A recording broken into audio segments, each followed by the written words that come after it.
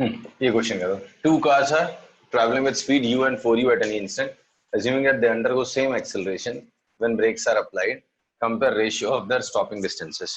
मतलब कितनी देर में वो स्टॉप, कितने डिस्टेंस में स्टॉप होते हैं, वो कंपेयर करना. आसान सा क्वेश्चन है. रेडी फॉर्मूला आपके पास, अप्लाई कर लो.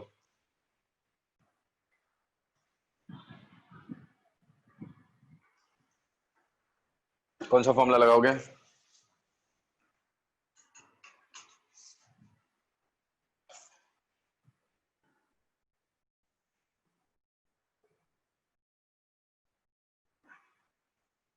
बोलो, कौन सा फॉर्मूला लगाओगे?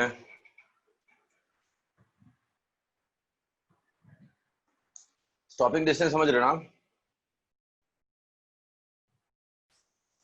ये कोई बोल ही नहीं रहा. सब है ना? कितने लोग हैं?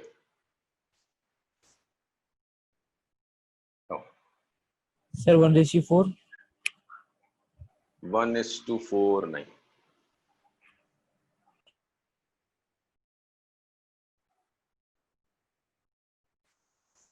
स्टॉपिंग डिस्टेंस मतलब क्या, समझ रहे हो ना? ये कार है, राइट? समझो ये कार है, ये रोड पे जा रही है. ये कार है, रोड पे जा रही है. अभी कुछ स्पीड से जा रही है. You have applied brakes, sudden brakes are applied. So friction विक्शन की वजह से कार रुकेगी, बट थोड़ा सा एक्सेलरेशन आएगा अपोजिट डायरेक्शन में, बट थोड़ा सा डिस्टेंस आगे जाके कार रुक जाएगी. राइट, यहाँ पे जाके रुक जाए. तो ये जो डिस्टेंस है which it covers before it comes to rest is you have to measure. Sir, 1:16. 1:16 is correct answer. कौन सा रिलेशन यूज किया? Sir, v square is equal to u square plus 2as. Correct. v square is equal to u square plus 2as. Initial velocity पहले की कितनी है? u है, और दूसरे की कितनी है? 4u है, तो 16u square हो गया. एक्सेलरेशन दोनों का सेम है, बेसिकली नेगेटिव होगा. ठीक है, चलो थोड़ी देर के लिए मैं ए लिख देता हूँ. इसका भी ये होगा, इसका भी. इसका स्टॉपिंग डिस्टेंस s1 है, इसका स्टॉपिंग डिस्टेंस s2 है. फाइनल वेलोसिटी दोनों की जीरो हो जानी, they have to come to rest. So s1 by s2 is u square by 2a upon 16 u square by 2a. Minus भी रहेगा, चलो कैंसिल कर लेंगे. ये कैंसिल हो गया, ये कैंसिल. तो distance travel, stopping distance basically, or the ratio of the distance traveled by them before they come to rest is 1:16. Doubt है किसी को? देख लो.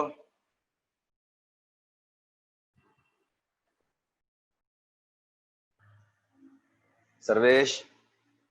नहीं sir. Okay, next.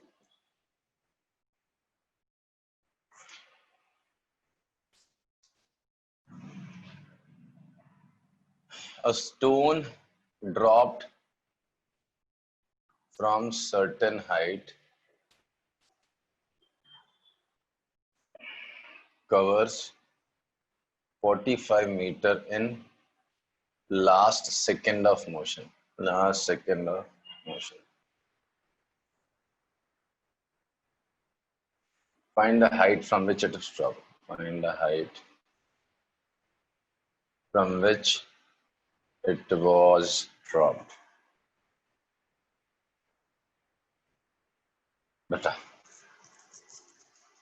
The stone is dropped from certain height, and it covers 45 meter in last second of motion.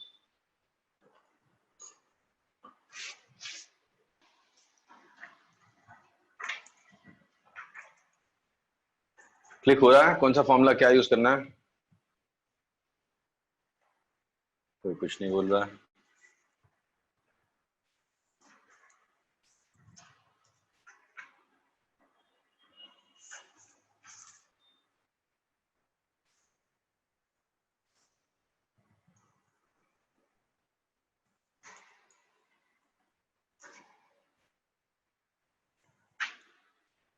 Aditya?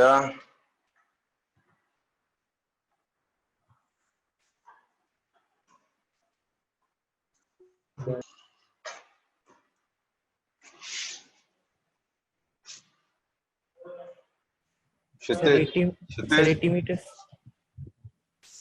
80 meter height लगता नहीं रहा है। 45 metre last second में चला है।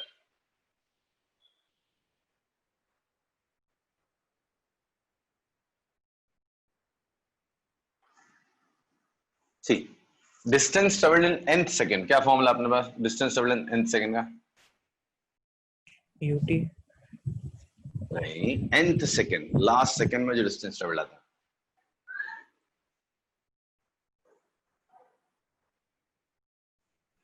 ये तो लास्ट लेक्चर में पढ़ा था हमने, distance travelled in nth second, एक फॉर्मूला भी डिराइव करके दिया था मैंने।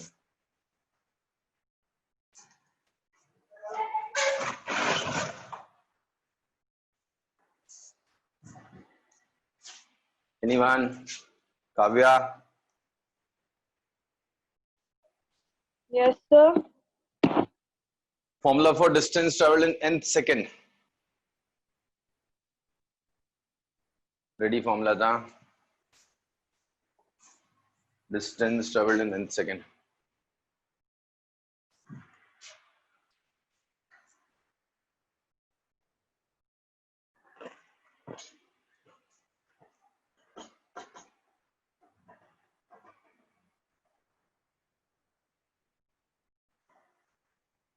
गलत बात है यार, मुझे बड़ा एक्सपेक्टेशन है तुम लोग, ऐसा क्यों कर रहे हैं? u plus a by 2 into 2n minus 1, ये फॉर्मूला था।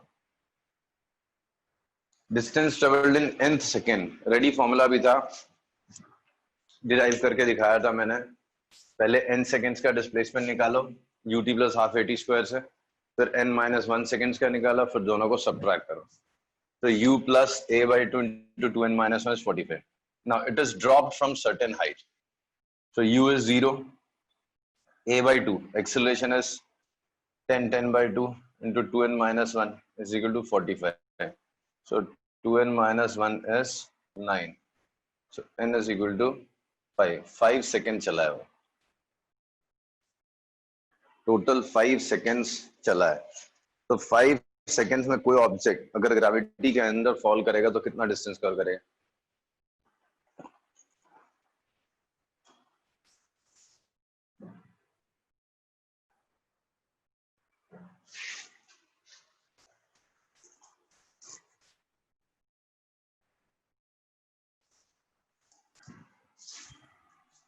फाइव सेकेंड्स चलेगा तो कितना डिस्टेंस कवर करेगा?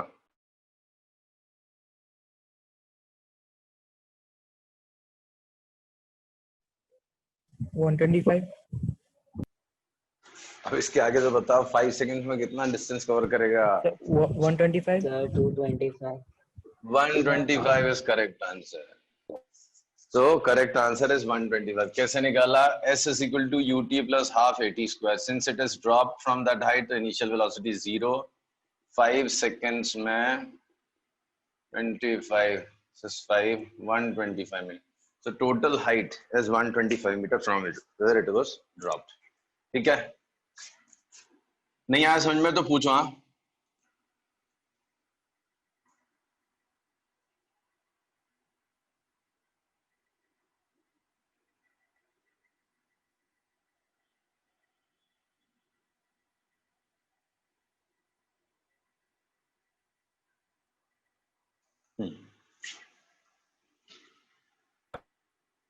three stones A, B, and C. A, B, and C.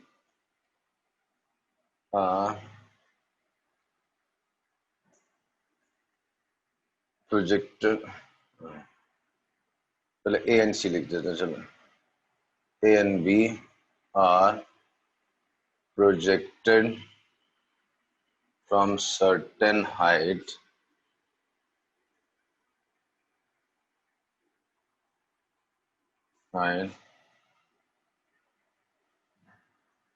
with speed u, one upwards and other downwards, and the rest downward. ठीक, they take T1 and T2 seconds to reach ground. Third stone is dropped from same height and reaches ground in T seconds. Find relation between T, T1 and T2. क्या relation आएगा देखो. अच्छा question है.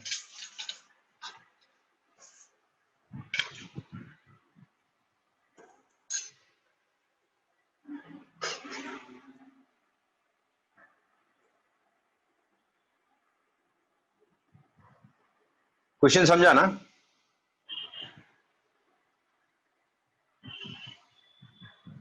Hello.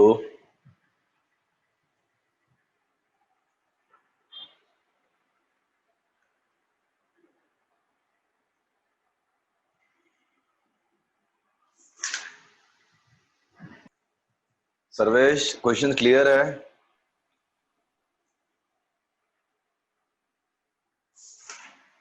Sir फिर से एक बार बता दो. हाँ, तो वही तो बोल रहा हूँ, तो कंफर्म करो ना. See, 3 stones are there, A, B and C. A is projected upwards with some speed. हाँ, ऊपर की तरफ फेंका, इनिशियल स्पीड दी है, कितना U है, उसको ऊपर जाके ग्राउंड पहुंचने के लिए T1 सेकेंड्स लगे.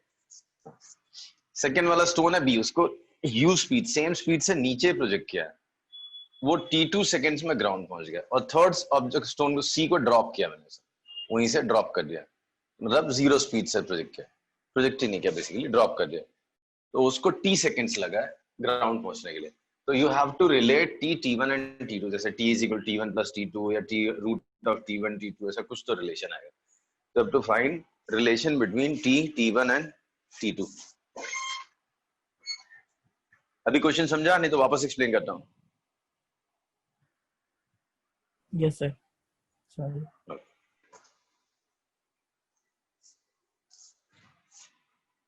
Two things are same for each of them. One, displacement. अभी बहुत अलग अलग डायरेक्शंस इन्वॉल्व हैं, तो I'll write the proper algebraic sign. Suppose the side is h. So displacement of each of them is minus h. Acceleration of each of them is minus g.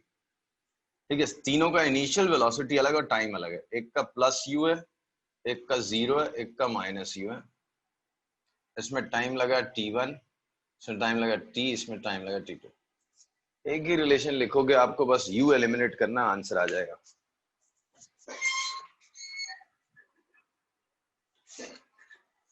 Two things are same for all three.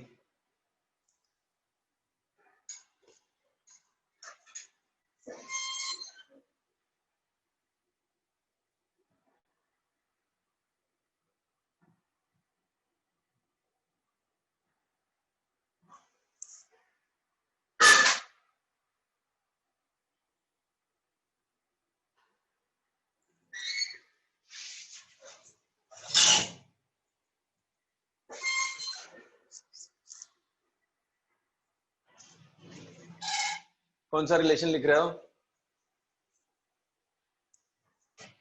S is equal to ut plus half at square लिखो तीनों के लिए. First equation क्या बनेगी? S is minus h, तो minus h is equal to ut, तो ut1 minus half g t1 square. Second के लिए क्या बनेगा? Minus h is equal to 0 minus half g t square. Third के लिए क्या बनेगा? Minus h is equal to minus ut2 minus half g t2 square. इनसे आपको u और h एलिमिनेट करना है, वो देखो आप कैसे होगा.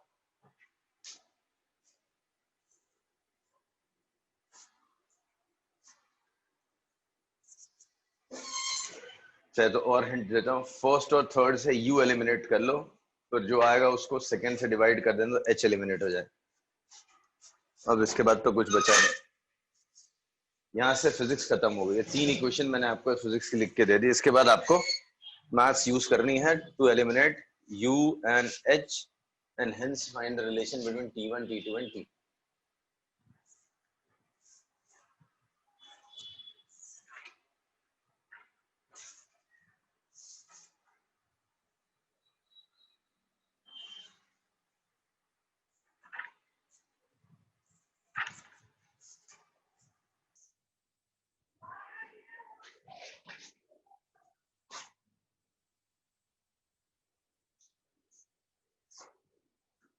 नहीं हो पाया, फर्स्ट और थर्ड से यू एलिमिनेट करो ना, इसके बाद तो कुछ बचता नहीं।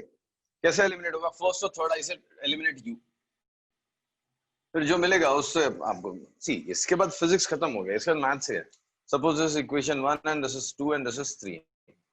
आई वांट टू एलिमिनेट u, तो इन दोनों में से u है, इनसे u एलिमिनेट कर लो। अब कैसे u एलिमिनेट होगा? फर्स्ट को T2 से मल्टीप्लाई करो, उसको T1 से ऐड कर दो, तो minus H T2 is equal to U T1 T2 minus half G T1 square T2।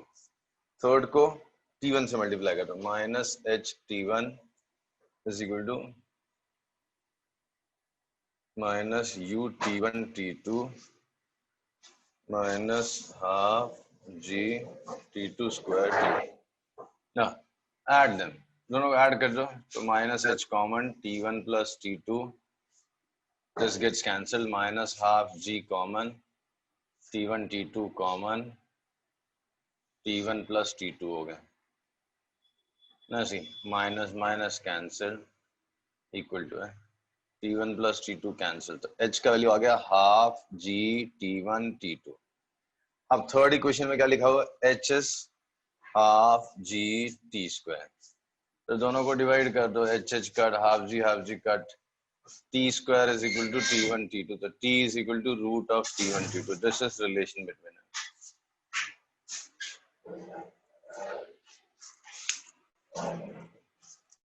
आ रहा है समझ में?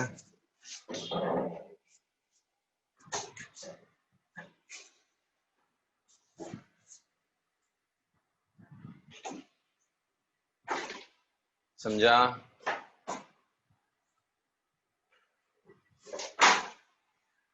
क्या हो गया, कोई रिस्पॉन्ड नहीं कर रहा है।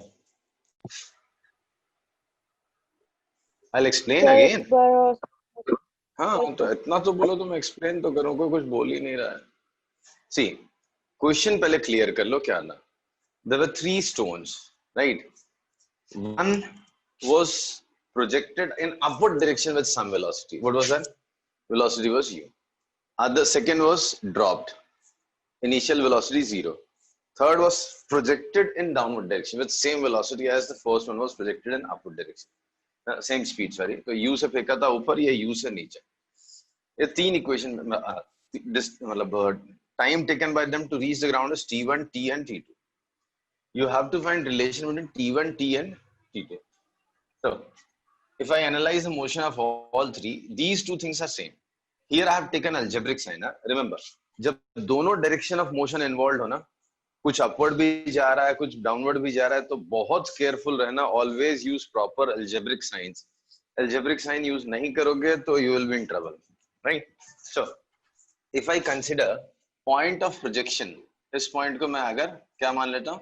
Origin, तो ये h height fall हुआ, तो net displacement is downward, so minus h। तीनों का displacement minus h है। The one which was projected in upward direction with initial speed u, तो अब उसका initial velocity upwards है तो positive।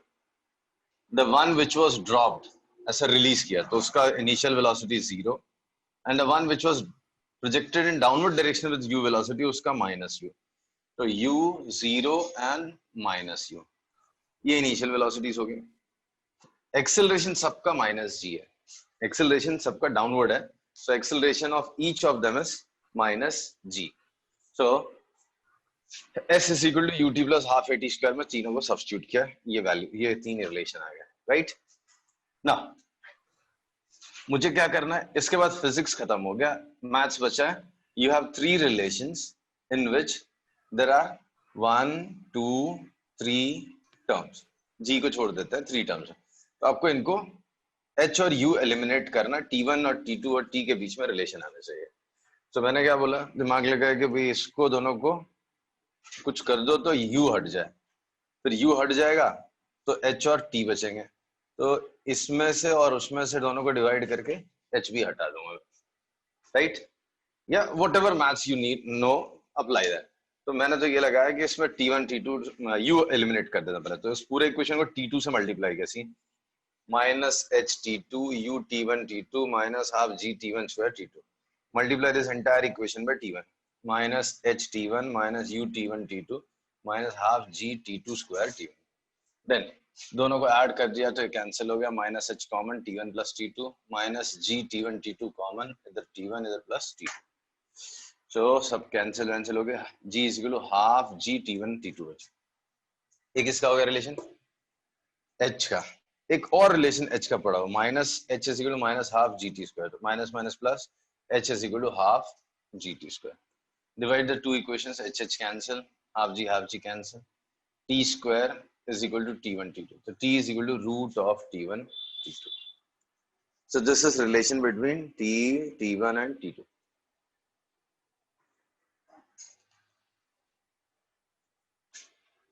आया समझ में? Yes, sir. नहीं समझ में आया तो कोई टेंशन नहीं, मैं वापस बताऊंगा। आ गया सर। ओके, ठीक, एक इंटरेस्टिंग सा क्वेश्चन लेते हैं।